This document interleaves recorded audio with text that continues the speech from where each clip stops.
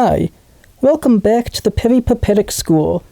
Today, we'll be talking about our favorite philosopher, Aristotle.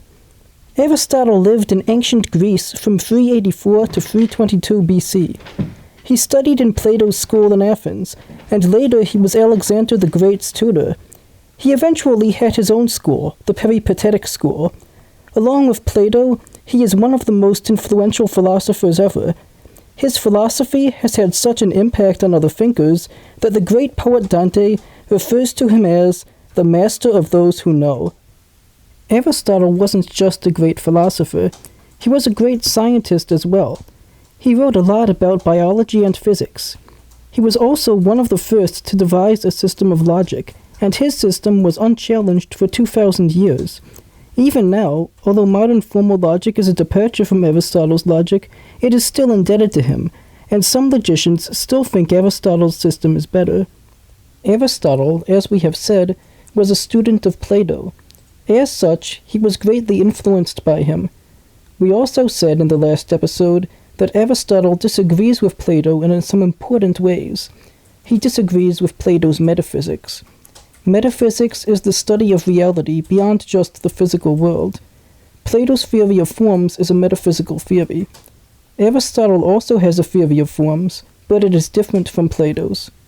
Remember that Plato said the forms exist perfectly in a separate world. Aristotle agrees that there are forms, and that they are needed for anything physical to exist, but he says there is no separate world of the forms. For Aristotle, forms can exist in only two places, in the physical thing and in our minds. Let's go back to the pumpkin in the last episode. The form of pumpkin exists in any actual pumpkin, and whenever we think of pumpkins, the form exists in our minds too, even though there isn't a physical pumpkin in our minds. There is no third place where they exist, however. Aristotle thinks that Plato's philosophy neglects the importance of the physical world. Plato says that the physical pumpkin is only a poor imitation of the form of pumpkin. Aristotle reverses it, and says that the form only exists when it has a physical thing to inform, to exist in. Even when we have the form in our minds, we still can't have it without the physical representation. Whenever you think of pumpkins, you never think of just the form by itself. You always have a picture of a pumpkin in your mind. Because forms cannot exist apart from physical things, Plato's separate world of the forms is an abstraction. Aristotle likes to focus on things that exist in reality, which is why he makes an important distinction between the actual and the potential. Actuality and potentiality, or act and potency, are how a thing actually is right now and what it could become. If an acorn exists right now, then it is an acorn in actuality. It is also an oak tree in potentiality, since it is its nature to become an oak tree, but since it's still an acorn, it's not actually an oak tree yet. It isn't the case that all bets are off with act and potency. Things only have potency for what is in their nature.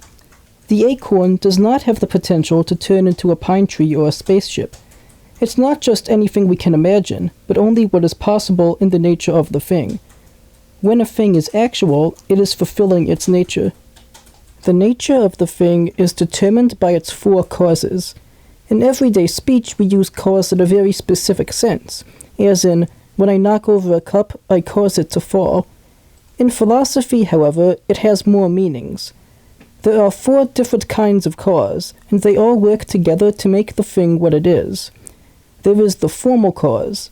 This is the same as the form, which we have already discussed. There is also the material cause. This is the physical stuff which makes up the thing. Without both the form and the matter, you couldn't have the thing. There is also the efficient cause. This is what directly caused the thing to be made. For instance, with a rabbit or a jackalope, its parents are its efficient cause. Last, we have the final cause.